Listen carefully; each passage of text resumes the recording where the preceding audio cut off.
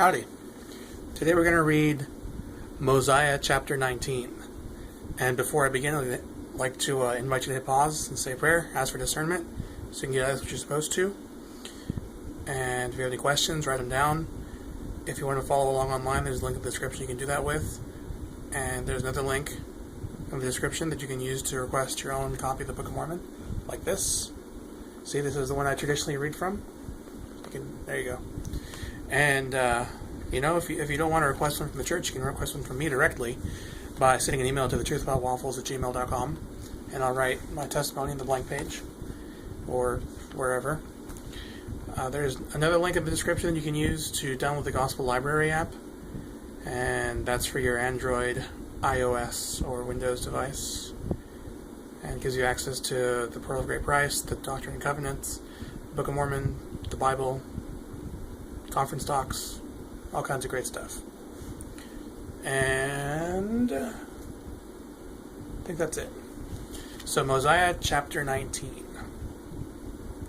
And it came to pass that the army of the king returned, having searched in vain for the people of the Lord.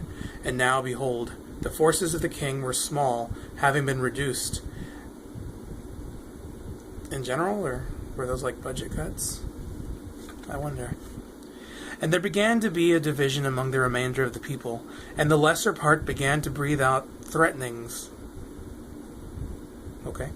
against the king. And there began to be a great contention among them.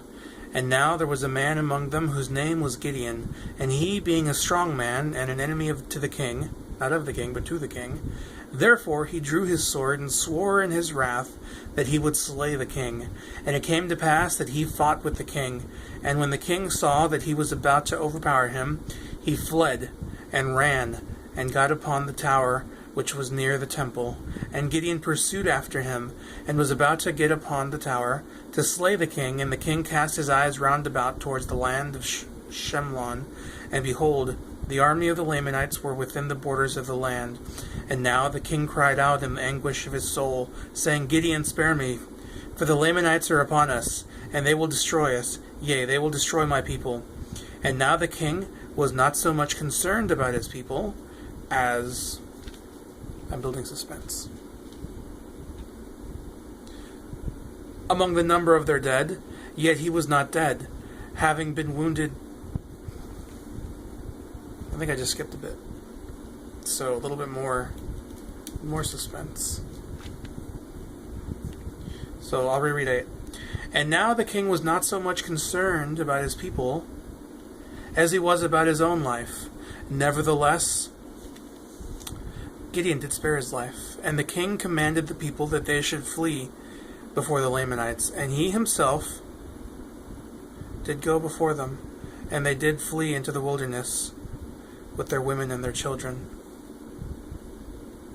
And it came to pass that the Lamanites did pursue them, and did overtake them, and began to slay them.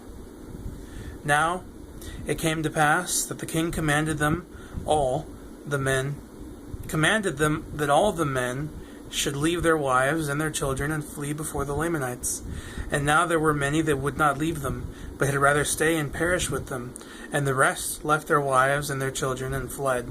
And it came to pass that those who tarried with their wives and their children caused that their fair daughters should stand forth and plead with the Lamanites, that they would not slay them. And it came to pass that the Lamanites had compassion on them, for they were charmed with the beauty of their women. Therefore the Lamanites did spare their lives, and took them captives, and carried them back to the land of Nephi, and granted unto them that they might possess the land, under the conditions that they would deliver up King Noah into the hands of the Lamanites, and deliver up their property, even 1/2 of all they possessed, 1/2 of their gold, and their silver, and all their precious things, and thus they should pay tribute to the king of the Lamanites from year to year. And now there was one of the sons of the king among those that were taken captive, whose name was Limhi. And now Limhi was desirous that his father should not be destroyed. Nevertheless, Limhi was not ignorant of the iniquities of his father, he himself being a just man. And it came to pass that Gideon sent men into the wilderness secretly to search for the king, and those that were with him. And it came to pass that they met the people in the wilderness, and all save the king and his priests. all save the king and his priests. There's no end there. Now they had sworn in their hearts that they would return to the land of Nephi, and if their wives and their children were slain, and also those that had tarried with them, that they would seek revenge and also perish with them. And the king commanded them that they should not return, and they were angry with the king, and caused that he should suffer, even unto death by fire. And they were about to take the priests also and put them to death, and they fled before them. And it came to pass that they were about to return to the land of Nephi, and they met the men of Gideon. And the men of Gideon told them of all that had happened to their wives and their children, and that the Lamanites had granted unto them, that they might possess the land by paying a tribute to the Lamanites of 1/2 of all they possessed. And the people told the men of Gideon that they had slain the king, and his priests had fled from them farther into the wilderness. And it came to pass that after they had ended the ceremony, that they returned to the land of Nephi, rejoicing, because their wives and their children were not slain. And they told Gideon that they had done what they had done to the king. Okay. And it came to pass that the king of the Lamanites made an oath unto them, that his people should not slay them. And also Limhi, being the son of the king, having the kingdom conferred upon him by the people, made oath unto the king of the Lamanites, that his people should pay tribute unto him, even 1/2 of all they possessed. And it came to pass that Limhi began to establish the kingdom and to establish peace among his people. And the king of the Lamanites set guards round about the land, that he might keep the people of Limhi in the land, that they might not depart into the wilderness. And he did support his guards out of the tribute which he did receive from the Nephites. And now King Limhi did have continual peace in his kingdom for the space of 2 years, that the Lamanites did not molest them, nor seek to destroy them. Alright, thanks for watching.